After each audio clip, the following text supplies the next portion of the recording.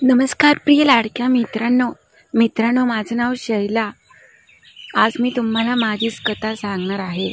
झालं असं की आदल्या दिवशी खूपच शेतामधील काम होतं, कारण की पावसाचे दिवस चालू होणार म्हणून मी सकाळपासूनच राहिलेलं शेतामधले सगळं काम करून घेतलं होतं.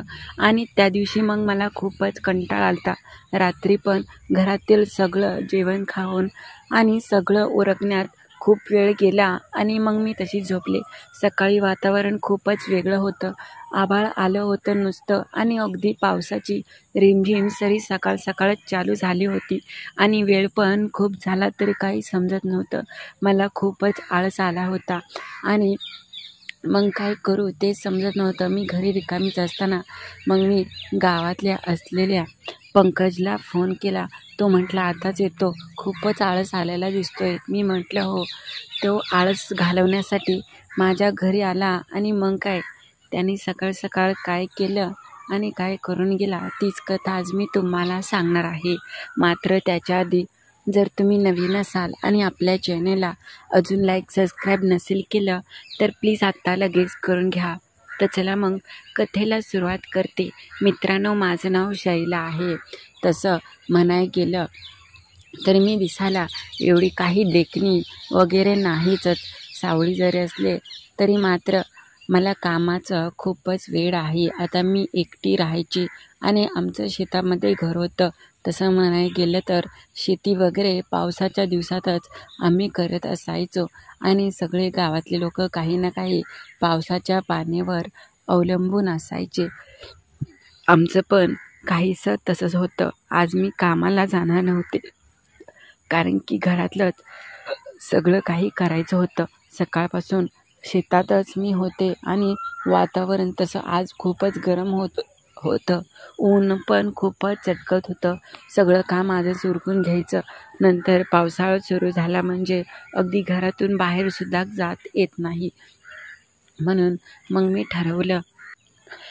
तसं सकाळी सकाळी चहा तर घेतलाच होता, मात्र घरातून बाहेरसुद्धा घेता येत नव्हतं.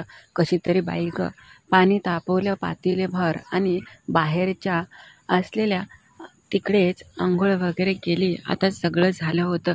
निवांत बसले होते. घरामध्ये लाईट पण गेली होती आणि आजूबाजूला आमच्या तसं रानात घर असल्यामुळे कोणीच नाही. प्रत्येकजण आपापल्या रानामध्ये. तसं मला बरंच वाटत होतं, कारण की आता तेवढंच पाणी वगैरे होईल. त्याच्यातच मी पंकजला फोन केला, कारण की त्याचं आणि माझं चांगलं बोलणं वगैरे असायचं. तसाही तो मला खूपच आवडायचा. कधी कधी इकडे आला की खूप वेळ आमचं बोलणं चालणं इकडचे तिकडचे विषय तर होतच राहायचे.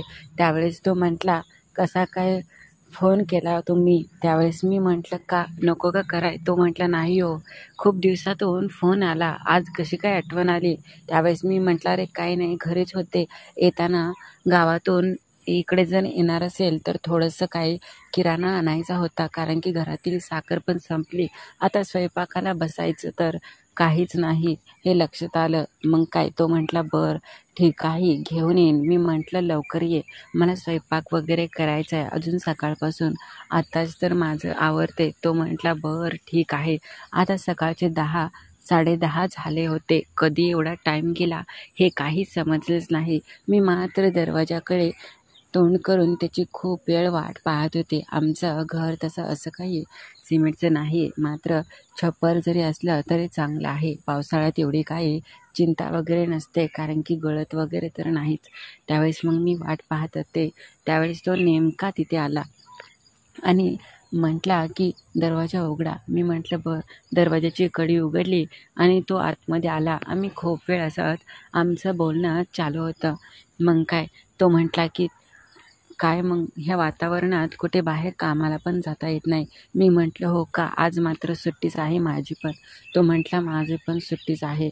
आम्ही दोघंच होतो आणि मस्तपैकी आम्ही गप्पा त्या वातावरणात मारू लागलो. त्यावेळेस गप्पा आमच्या होत असताना तो मला म्हटला की तुला एक विचारू का? बोललो तर तुला राग नाही येणार? मी म्हटलं बोल ना, त्याच्यात काय राग येण्यासारखं?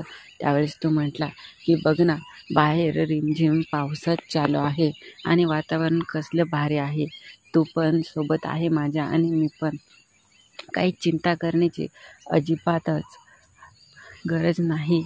तर ह्या वातावरणात असं कोणी भेटलं की जेणेकरून आपल्याला आनंद मिळेल तर किती बरं वाटेल. मी म्हटलं हो.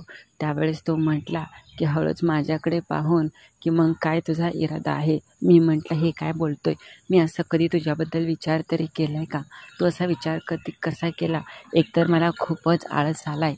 त्यावेळेस तो म्हटला अगं म्हणून तर म्हणतोय तुझा पण आळस जाईल आणि तुला पण एक वेगळाच आनंद भेटेल. तू असं कधीच ह्याच्या आधी अनुभवलं नसेल असं सुख मी तुला देऊ इच्छितो. त्यावेळेस तो मात्र बोलत होता.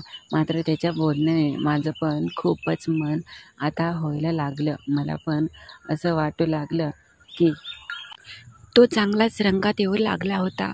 आणि त्यावेळेस मी म्हटलं थांब, आधी जरा थोडंसं स्वयंपाक वगैरे करते, नंतर आपल्याला भूक लागेल. आणि एकामेकाच्या प्रेमात एवढं आपण जर अखंड बुडालो तर आपल्याला नंतर कसं व्हायचं. आणि मला खूपच आळस येईल. तो म्हटला बरं ठीक आहे. तो बाजूला जाऊन अंथरुणावर जाऊन बसला. माझी वाटच पाहत होता तो, कधी माझं सगळं होतंय आणि कधी तो चांगलाच आनंद घेतोय. मी मात्र कामात सगळं स्वयंपाक वगैरे उरकला. आम्ही दोघांनी जेवण केलं होतं. त्याला मात्र खूपच घाई लागली होती आणि मला पण तसंच झालं होतं. मात्र आता पावसाचा बाहेर जोर तर चांगलाच वाढला होता आणि तो माझ्या बाजूला आला. सकाळपासून मी बघतोय तुझं की लवकर उरकतच नाही. आता 11 वाजले आले ना. त्यावेळेस मी म्हटलं हो रे, थांब आधी मला पाहू दे इकडे तिकडे कोणी आहे का. कोणीसुद्धा नव्हतं. तशीच मी आत आले आणि दरवाजा पुढे ढकलला. बायगं, तो मंद दिव्याचा प्रकाश होता आणि त्याने मला जवळ घेतलं. मला तो खूप आवडायचा. अगदी दिसायला पण तसाच धिप्पाड आणि वेगळ्याच पद्धतीचा होता. सहज कोणी पण त्याला होकार देईल असंच त्याने स्वतःला ठेवलं होतं. तो कमालीचा असल्यामुळे मला तो हवाहवासा वाटू लागला. मला त्याने जवळ घेतलं आणि हळूहळू करतच त्याच्या प्रेमाचा वर्षाव माझ्यावरती करू लागला होता. त्या गुलाबी सकाळमध्ये त्याचा अगदीच गुलाबी तोचा स्पर्श मला अजूनच आनंद देऊ लागला होता. हळूहळू का होईना त्याचं करण्याची पद्धत आता चांगलीच रंगात आली होती. वेगवेगळ्या पद्धतीत त्याने दिवसभर त्या रिमझिम पावसाच्या वातावरणात मला एक वेगळं सुख दिलं आणि वेगवेगळ्या पद्धतीत चांगलंच दिवसभर शांत केलं. मात्र मी त्याच्या मिठीत असताना तो सारखा म्हणायचा इथून पुढे तू फक्त माझीच आहे. मी म्हटलं हो रे, तू नको काळजी करू. मला जेव्हा पाहिजे तेव्हा पण तो आला पाहिजे. कधी तिथून पुढे मग रोजच आमचं व्हायचं चालू. कधी दिवसा तर कधी रात्रभर तो मात्र इकडेच यायचा आणि रात्रभर आमचं प्रेम चालू व्हायचं. तर कशी वाटली तुम्हाला ही कथा ते नक्की कळवा. आणि हो, नवीन असाल तर आपल्या चॅनेलला लाईक आणि सबस्क्राईब करायला अजिबातही विसरू नका.